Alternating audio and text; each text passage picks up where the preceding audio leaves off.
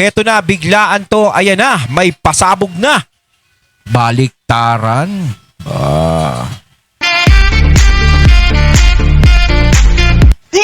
Ayan, syempre itong balitang ating matutunghayan ngayon ay nagmula kay Pinas News Portal. At ito po ang inyong lingkod na si BT na magbibigay ng reaksyon at komento dito sa video na ating matutunghayan ngayon. At huwag na natin pagtagalin at sabay-sabay na nating panoorin ang laman ng video na hatid sa atin ni Pinas News Portal at bibigyan natin ng reaksyon ang balitang ito. Pasok! Ito po maganda tong pag-uusapan nating susunod. Isa-isa na pong iniiwan si Bongbong Marcos. Iniiwan na si... Ayan, syempre itong balitang ating matutunghayan ngayon ay nagmula kay Coach Oli. Syempre, huwag niyong kalimutang suportahan ang channel ni Coach Oli, mga katunay. Pakibisita po yan at huwag niyong kalimutang mag-subscribe at mag-follow para maging updated po kayo sa mga vlogs, reactions at sa mga balita na hinahatid sa atin ni Coach Oli. Syempre, huwag niyo rin kalimutang suportahan ang Banateros, mga katunay. At isa dyan si Coach Oli, ang mga idol natin yan. Ipagpatuloy natin. Itong Malacanang iniiwan na po. Nako, eto pakinggan nyo yung sasabihin ng kakampi nila mismo. At kitang-kita na may katotohanan yung sinasabi. Tingnan po natin. Tingin nila maareglo nila iba. Pero si Sara, sa tingin nila, hindi nila makaareglo. Kahit, maging totoo tayo, kayo pa paano? Ayun, ito yung sinasabi ko kahapon na sinabi ni Congressman Toby na si Sara Duterte ay hindi nila maaareglo kahit anong gawin nila. Mag-isip, sa tingin nyo ba maareglo si Sara o hindi? Okay, kayo tanungin ko. Sa tingin nyo maaareglo si Sara o O hindi? yan. Kayo mga katunay, ano sa tingin nyo? Ayan, tanong ni Coach Oli. Si BP Sara ba ay maaareglo kung sakaling siya ang maging presidente? Doon sa mga ginawang kalokohan ng mga walang ya, hihingi ng areglo kay BP Sara. Sa tingin nyo ba, pagbibigyan niya yung mga walang ya na yan? Puwera si Congressman Toby. Ito po kung ako tatanungin ninyo, hindi nyo maareglo si Sara. Oo, Alam nyo, kahit ako nararamdaman ko. maraming nagsasabi, even yung tatay, mas may topak to si Sara. Mas mahigpit. In short. Yan po kahit na sinasabi Hindi, nila. hindi lang to sa ganong katwiran. Siguro isa din yun sa katwiran na isa rin yun sa dahilan. Ayun. Siguro hindi yun dahilan.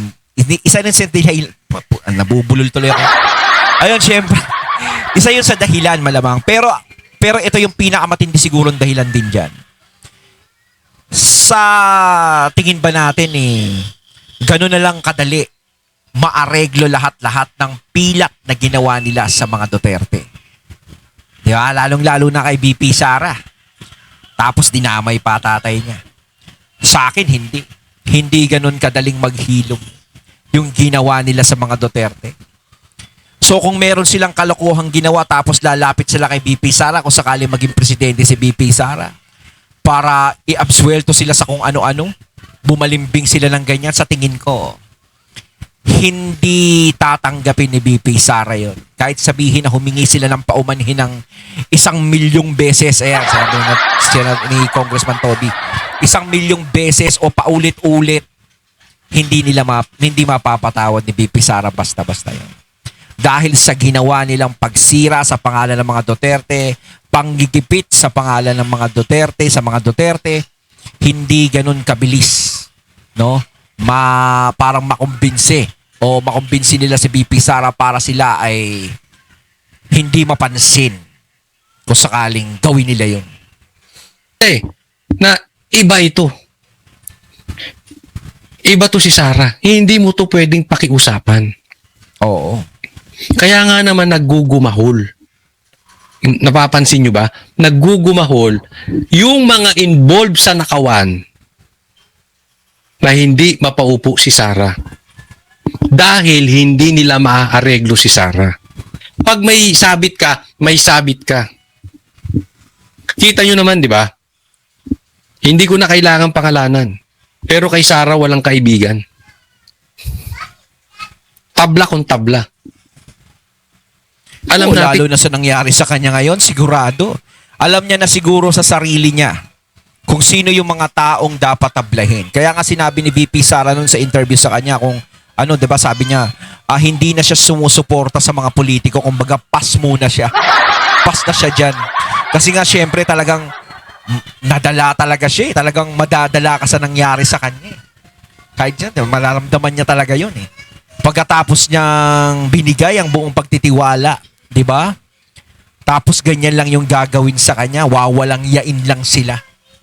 Iiwan sa ere. Okay na sana yung iniwan sa ere, pero yung walang yain ka pa ng walang yain, eh ibang usapan na yun.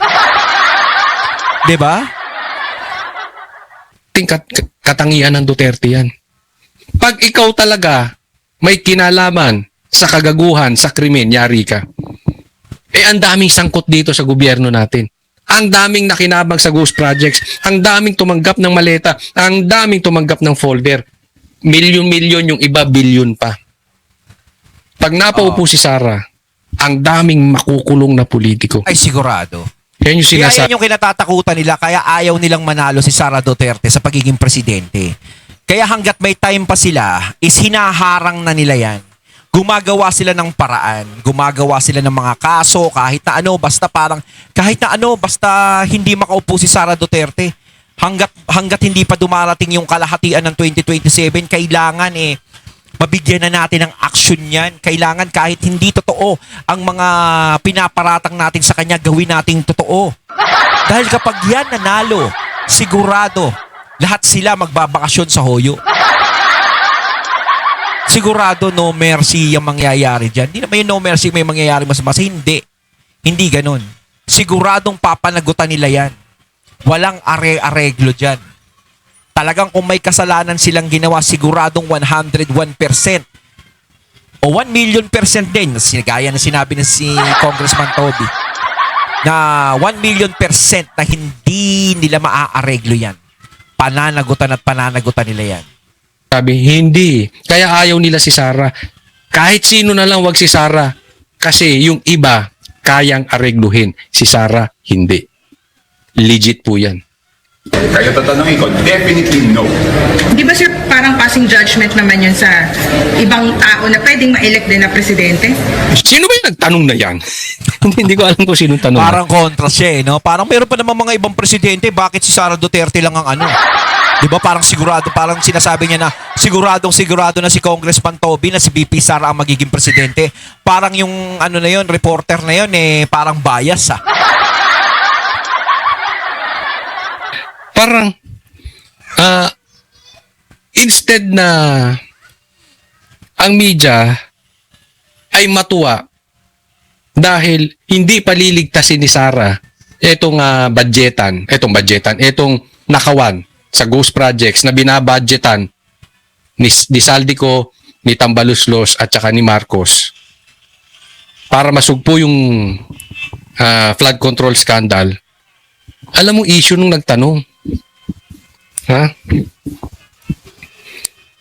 Parang hindi ba parang bias?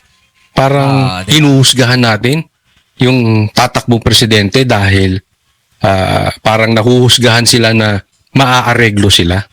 yung nagtatanong na yan siguro, isa sila sa mga spoiled ngayon. Di ba? Siyempre, yung mga ganyan pinapakawalan yan Pinapakawalan ng mga kalaban ni BP Sara yan para meron pa ring mga side comments sa mga Duterte. Para merong bumanat sa mga Duterte, mga simpleng banat gaya ng tinanong kay Congressman Toby.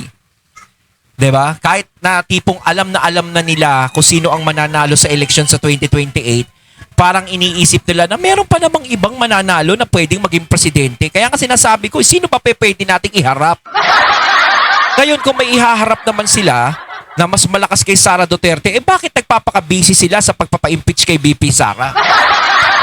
'Di ba kung meron silang ihaharap na napakalakas, ang problema wala naman talaga silang maiharap na malakas Kaya naging busy sila sa pagpapa-impeach kay Sara Duterte.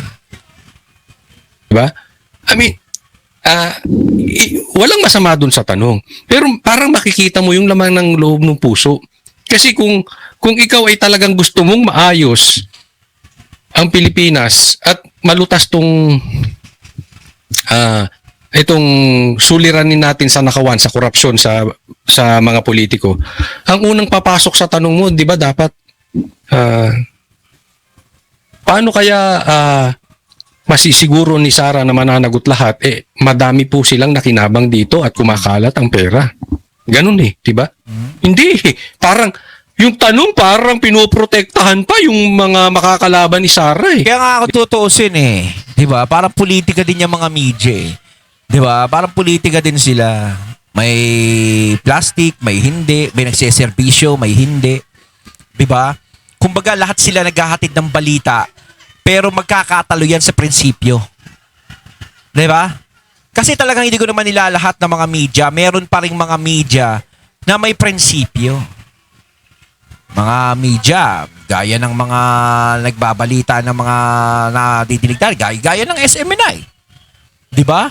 Yan ang isa sa mga nagbabalita na may prinsipyo. Di ba? Kaya nakakatuwang pakinggan, nagiging updated tayo. At meron din naman ng mga iba na nagbabalita na walang prinsipyo. Yung tipong mas kinikilingan nila, mas kinakatigan nila kung ano yung nangyayaring mali. Kung sino yung mga taong nasasangkot, yun ang kinakatigan nila o hindi nila binabalita. Di ba? Di ba?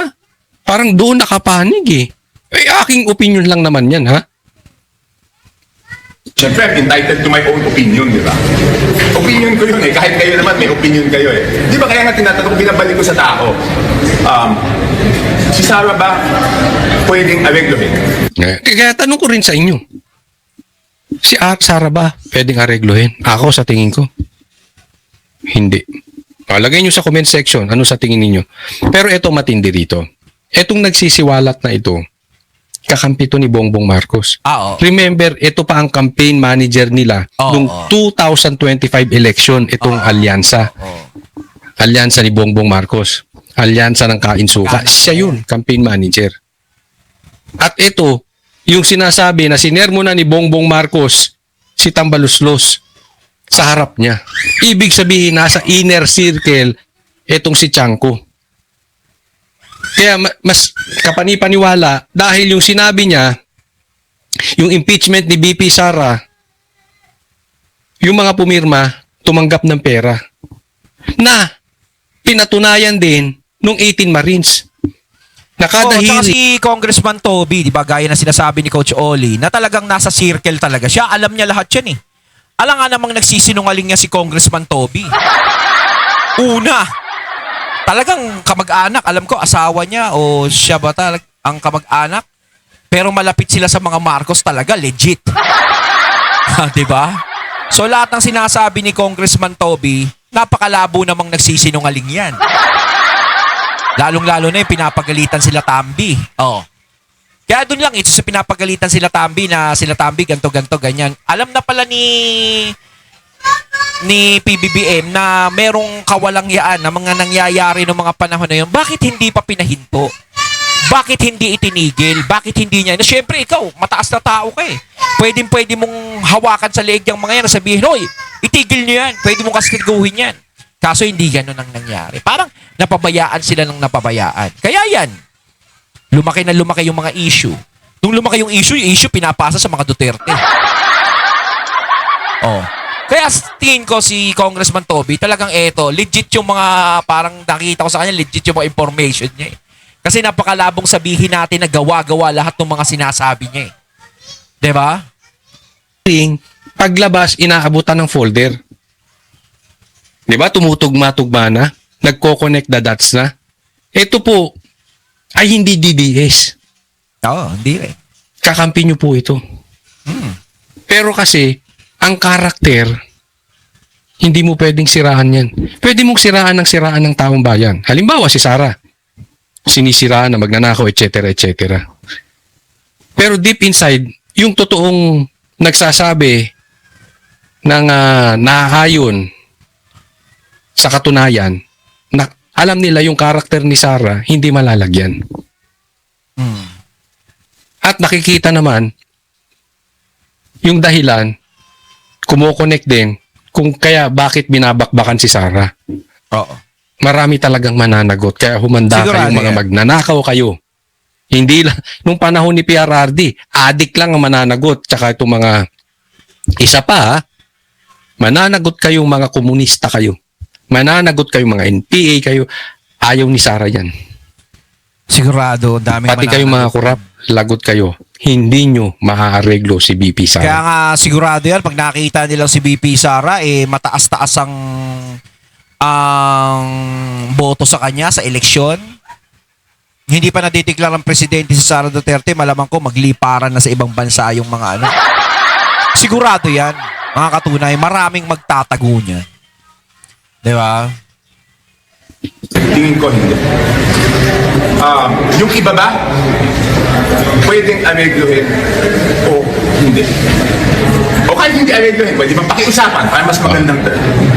Ay, medyo matigas yan. Alam mo, ako, ito aaminin ko sa inyo. Halimbawa, ako, nailagay bilang sa opisina, hindi maareglo. Pero, posibleng maawain Pwedeng mapakiusapan. Maganda nga yan Yung sinasabi na yung mga aareglo kay BP Sara, maganda nga yun isa-isang maglapitan sa kanya Para malaman niya talaga na yun talaga ang mga sospek sa kawalang yaang nangyayari sa gobyerno. Siyempre, pag lumapit yun, aareglo, ibig sabihin may kasalanan yun. Diba? Hindi na siya mahihirapan na kumapa kung sino yung dapat na parusahan. Diba? Kasi pag lumapit siya 100%, may problema tong taon to. May kasalanang ginagawa to kasi inaareglo ko. O yun, pakulong niya na agad. Diba? Bibigyan muna ng warning. Pag inulit mo pa yan, pakukulong na kita, tipong ganon. Si Sara, hindi mo pwedeng pakiusapan. Period ka agad. Yun yung punto niya. Kasi meron namang mga politiko na pwede mong pakiusapan, medyo maawain. Diba? Hindi ko sinasabing masamang tao si Sara, pero si Sara ang kailangan ng Pilipinas ngayon. Sa totoo lang, hindi masamang tao kung parusahan niya man yung mga yun. Kasi talagang, yun ang kailangan talaga natin, gaya na sinasabi ni Coach Oli. Kailangan talaga natin ng tao na talagang magpaparusa sa mga taong pumiperwisyo sa bansa natin. Sa mga taong umaagrabyado sa taong bayan. Yun talaga ang dapat. Kasi once na ikaw maging malambot dyan, ay wala. Aabusuhin ka lang nila. Gaya na nangyayari ngayon. Dahil sa sobrang lambot, inabuso ng inabuso. Ayun. Hindi pwede yung maawain. Dahil loko-loko demonyo na tong mga to Di ba? Grabe magpahirap sa Pilipinas. Oo. Kaya saktong-sakto si Sara. Saktong-sakto siya. Swak na swak. Hindi pwedeng pakiusapan. Pwede bang pakiusapan? Kunyari sir, Kasi ang question, bakit ngayon wala pang nananagot? Di ba? Bakit ngayon wala pang nananagot? kunyari lang sir, kunyari lang. Kahit Lenny siya, Robredo. alam ni ba't senator lagi natatawag ko kay Congressman Toby?